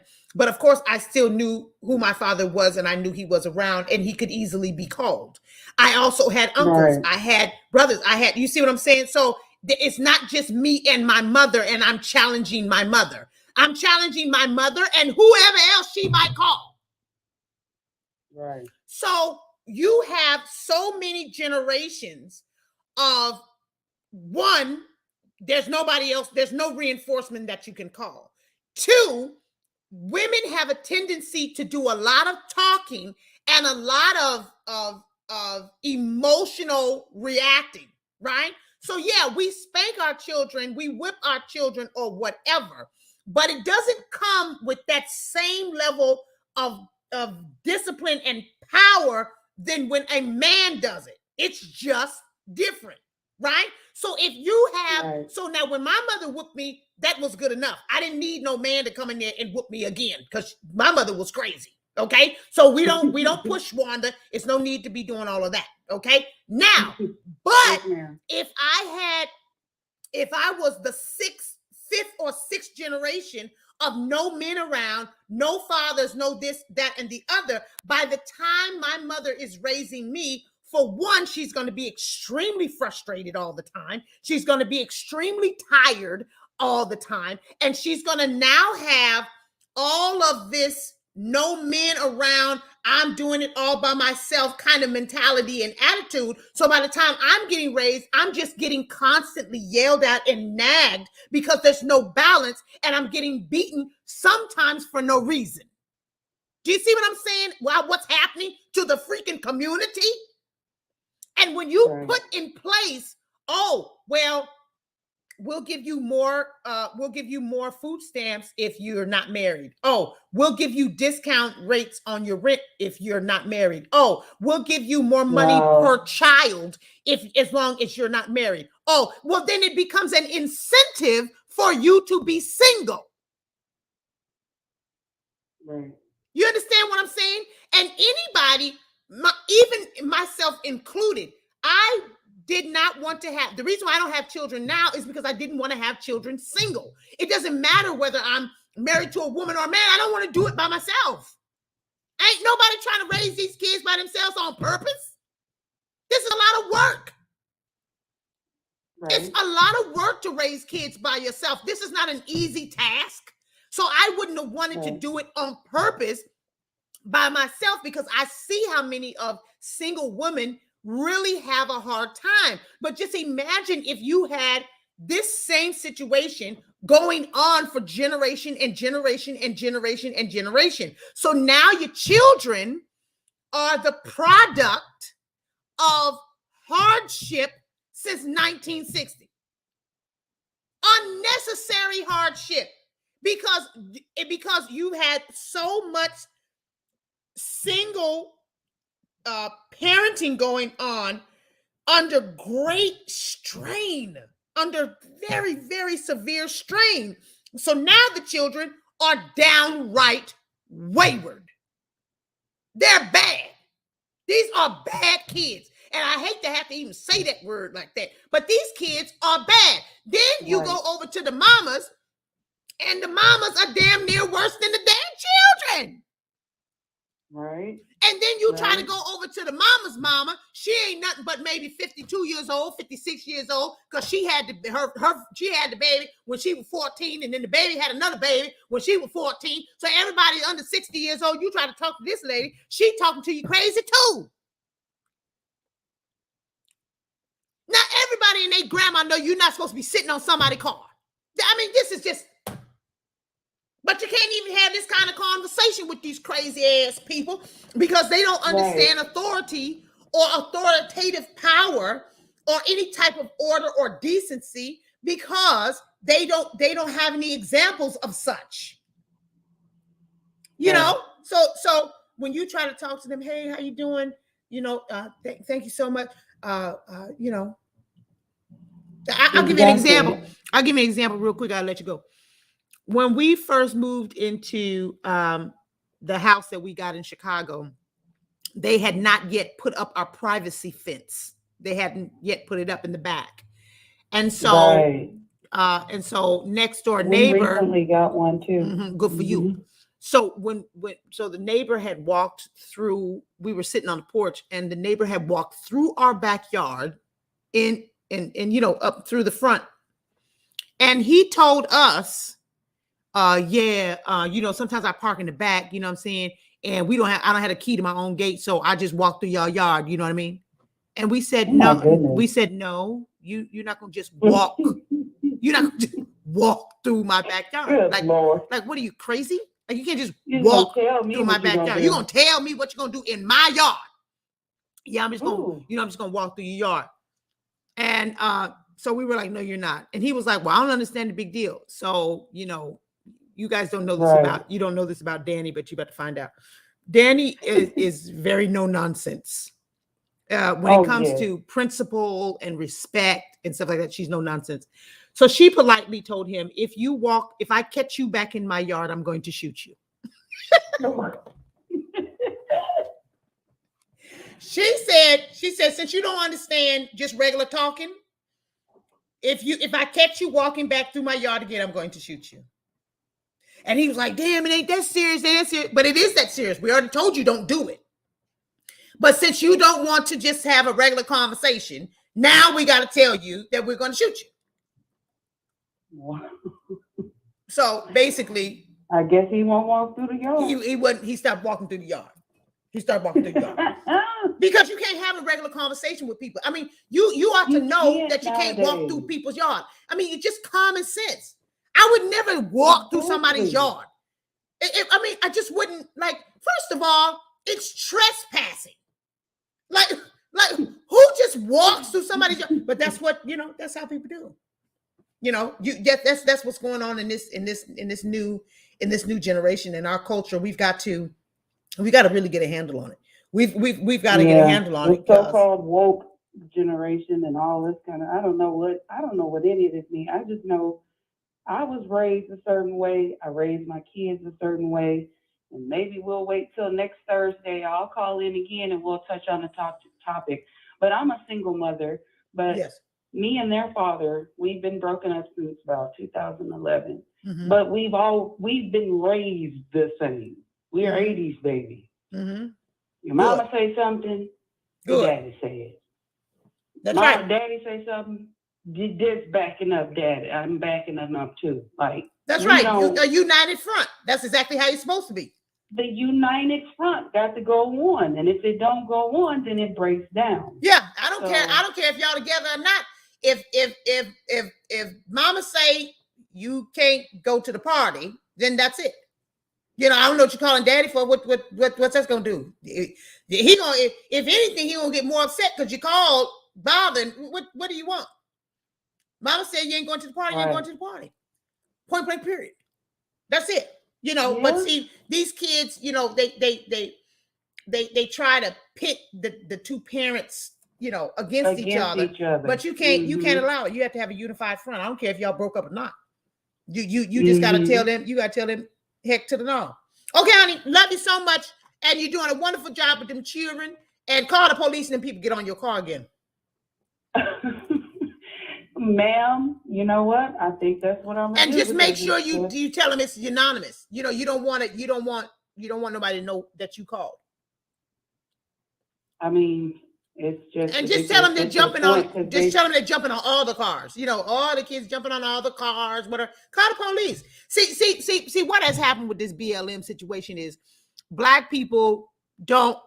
Now, if you call the police, oh, you trying to get us killed? Oh, you don't love us, and all this old BS. I don't want to hear that bull crap. The insensitive part. Well, if you get killed, listen. If you get killed, then when you see Jesus, you can tell him you up there because you keep jumping on people's cars. So I don't have to be sensitive. And then it goes back to what you were saying. You shouldn't be afraid of the police if you're not doing nothing wrong. Exactly. Touch your neighbor. Okay, honey, we'll talk next week. Thank you, Miss You're Megan. welcome. You Okay, have have a a good blessed night. night. Okay, you too. Okay, bye. Y'all said y'all was over here talking about astrology. What was y'all talking about astrology? Call ended. Somebody tried to call me from an anonymous phone number. Y'all know I ain't finna take that call. What is it, Badu? You want to be with mommy? I'm almost done. No, I'm gonna get off the phone. Let me get off the phone here. Y'all was talking about astronomy. What was y'all talking about? Look at how you messing up your hair. Hmm?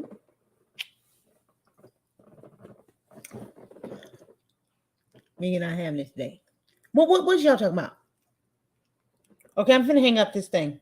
I got to get off this thing. I got to spend some time with the people. I had to find out what Danny's doing. She down there doing documentation.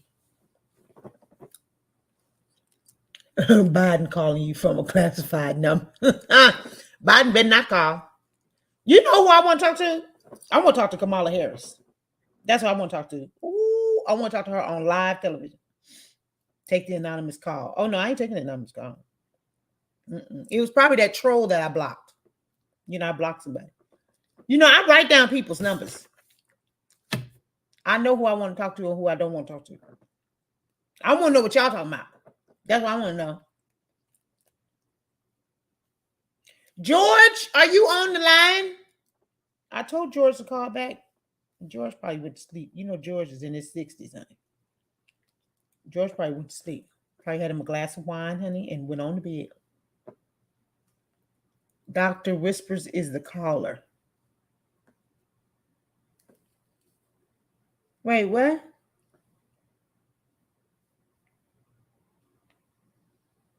Is it too tight? What's the matter? Why you look like a Chinaman? Okay, love y'all. We hanging out. Say, we gonna hang out. Sahara. Thank you, Sahara. Did you ever talk to Kanye? Kanye ain't called me yet. I don't know what Kanye doing. Well, they had started taping the show again, so he was probably busy taping the show and doing all that. You got gas? Look on my hair. Kanye ain't called me yet. I don't know what his problem is. I don't know why he ain't called. Okay. You being shy? You being shy? Give me a kiss. Give me a kiss. Give me a kiss. Kiss me. Kiss me. Oh, she is rude. You talking about disrespectful. This dog right here ain't been raised right at all. Okay, I love y'all so much. Where's your sister? Red Sissy. Red Sissy. Okay, let go. Okay, I'm getting off this thing. It's getting late. It's late in the night. George ain't called. I think that George did call, actually. I think that was him that was calling earlier, but I don't have his phone number. If I had his phone number, I would have called him. But I don't have his phone number. I only got the last four. I would have called him on the telephone. But he ain't, I ain't got his phone number.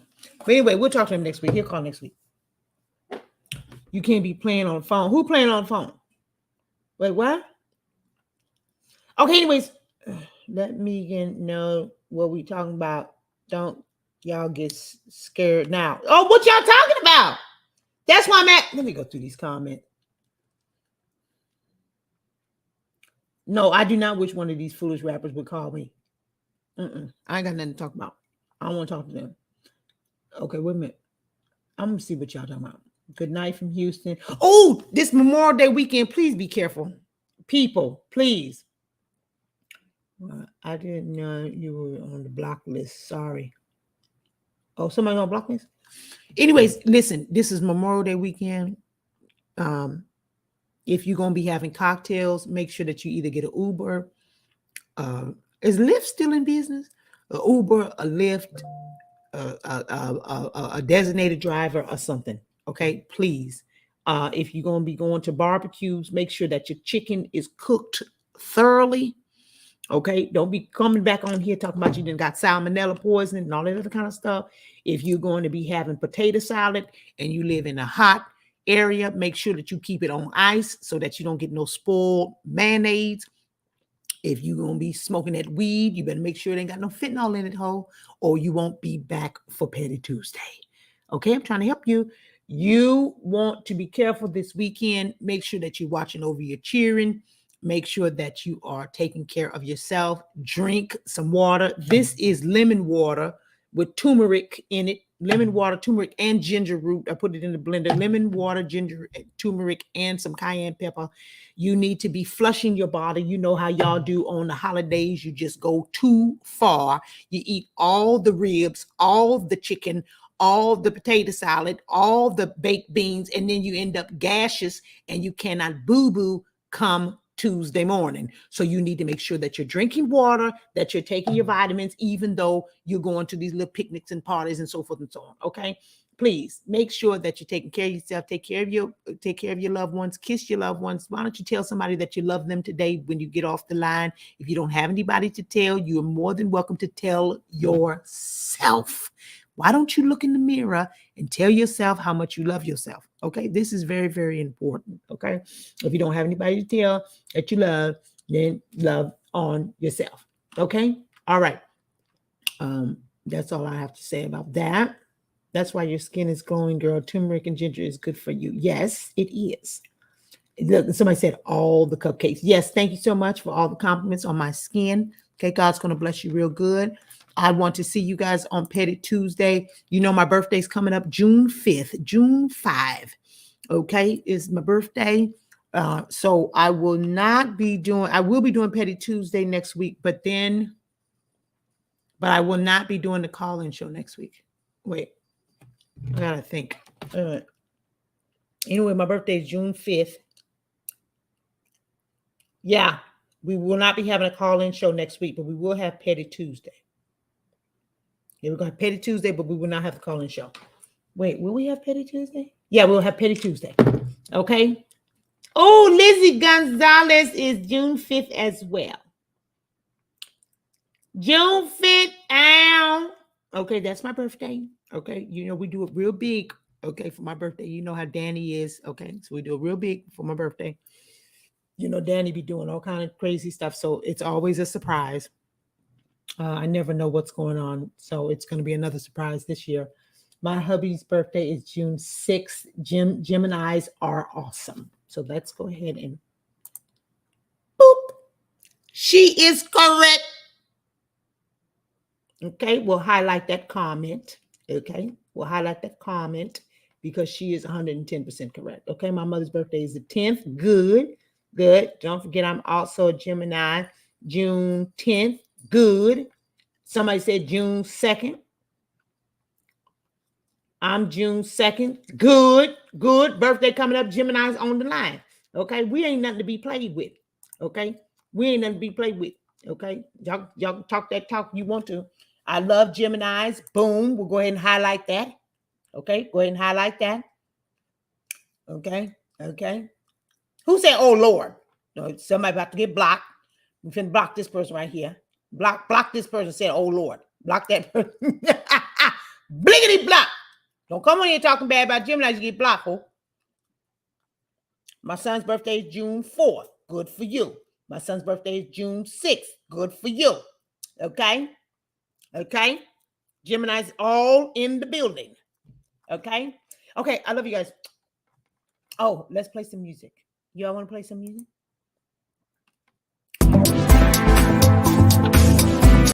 No, not that one. Let's do this one.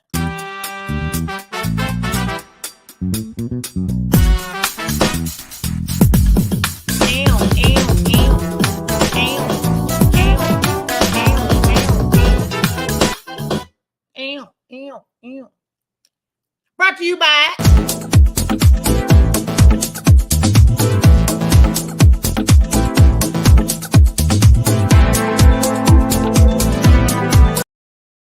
y'all know I get excited and just start pushing buttons. Okay. Y'all know I just start pushing buttons on your ass. Okay. Love you so much. Have a good night. love on yourself, take care of yourself, and all that good stuff. I will see you on Payday Tuesday.